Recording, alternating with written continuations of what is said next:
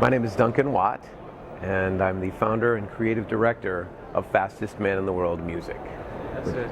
Fastest Man in the World, it's a company we, mostly me, do custom scoring, audio services, things like voiceover and dialogue, music scoring, for a number of different digital game companies. Well, I think music has always played a really important role in video games, right off to the top. In fact, it's strange, but some of the earliest examples of video games, even something like Space Invaders, dun, dun, dun, dun, dun, dun, dun. These types of games, if you take the music out, changed drastically. And back in the arcade, I know that when I was a little younger, just a little while ago, I used to go into the arcade and it would just be screaming amount of sound, big sound, da da da da, all the time, and big speakers, and it was great because it took over all of your senses, and music played a huge part then. I think as games came along and got more graphics intensive and started to tell a longer story and still had technological limitations, it was difficult. You could play a game that you could play for 20 or 30 minutes. In the beginning, they had MIDI music, so you think of Final Fantasy, those types of games. There would be 20 or 30 minutes of music there. 20 or 30 hours, there'd be 20 or 30 hours of music. As we moved on to the next generation at that point, which would be like the PlayStation, the original Xbox, people started to use real music, and it was really recorded, real live musicians. That made it really powerful on an emotional level, whether it's real metal guitars rather than MIDI guitars, or a full orchestra rather than a MIDI orchestra. Those type of things were great, but there was still a tremendous amount of limitation in the technology, which made it so you really couldn't get that much music onto the disc. So when the next generation of technology came along, what we're calling now current generation technology, all of a sudden you have a much larger area on the disc, and even on the hard drive, all these other places that you can bring music in. So the composer and the designer are free to make a lot more music than they used to before. Once that happened, all of a sudden the music becomes a lot more integrated into the actual gameplay in many cases. There's still games that just run a loop of music underneath the level, and that's fine. And sometimes that's perfect, and it's great for certain games. But for me, I'm always attracted to the type of game where the music is integrated right into the gameplay.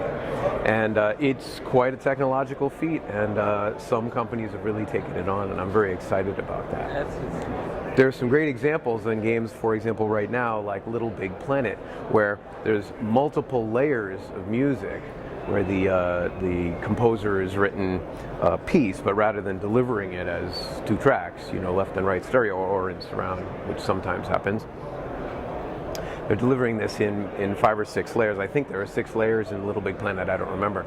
And then adjusting the layers according to different gameplay data or gameplay parameters. To me, that's fascinating. I think it really sets aside the difference between TV or film kind of scoring and digital games, which is the score reacting in real time.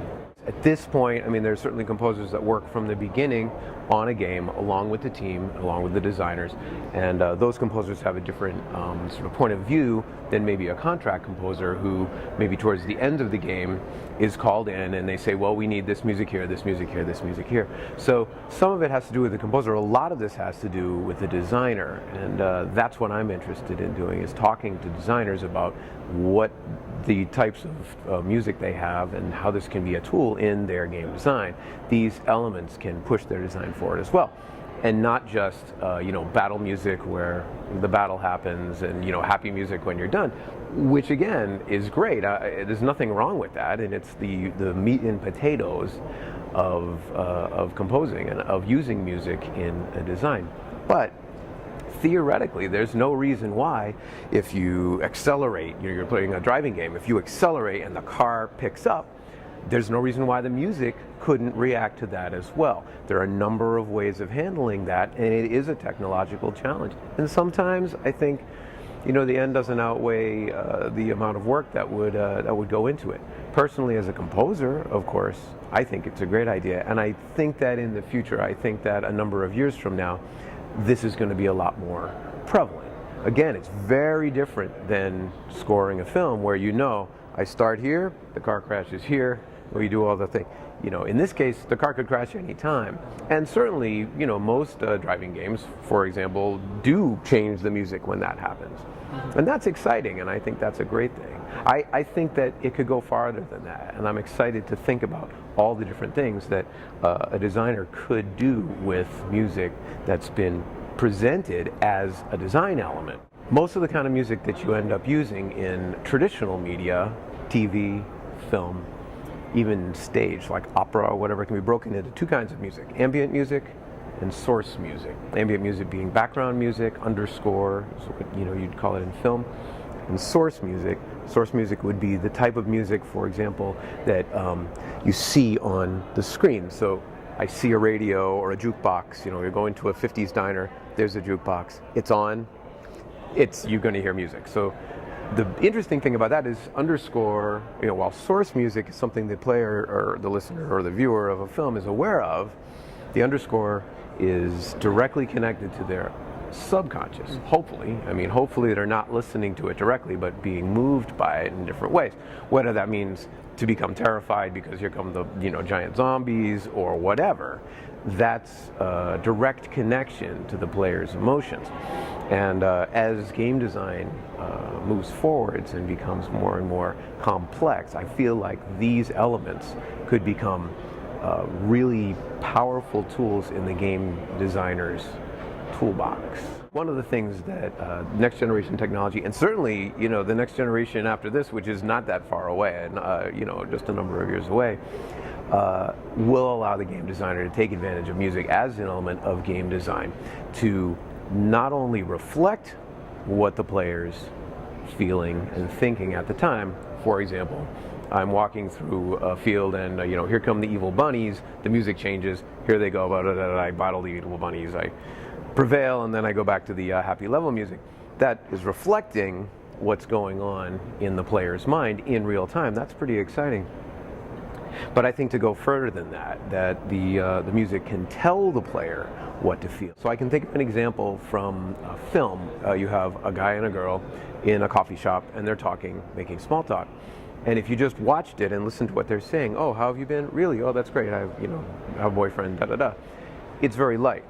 But a film composer might write something that when you listen to it, you realize that the man is having his heart broken. Mm-hmm. So the story behind the story, especially as story takes a larger part in video games, which I truly believe that it actually will.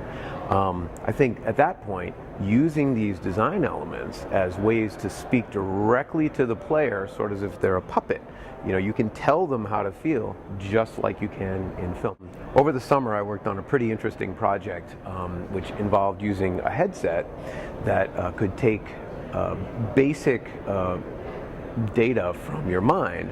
It was relatively rudimentary, but it really does work. And that was, this kind of technology has been around for a little while. It's been a little iffy, but this particular headset absolutely works. It can't tell what you are, looking for dinner or anything like that. It can't read your mind, but it can definitely tell what your emotions are and certain basic things like push or pull, these types of things. Working on the project was fascinating because one of the things that the headset was very good at was detecting your level of anger or fear or maybe calmness and a relaxed sense. Certainly tension and relaxation, which are great themes to write about in music. So the team and I worked together to create a score for this project that would react in real time to the player's basic emotions. So as you became more calm, the music would become more calm. But it wasn't simply a matter of just crossfading from one track to another one. By layering the music and playing it back in a non-linear sense, where there really isn't a beginning or an end, we could bring things in and out according to how the player was feeling at the time. and I think this is the first time that it's been done. I'd love to be able to show you that game, and I hope to be able to in the future.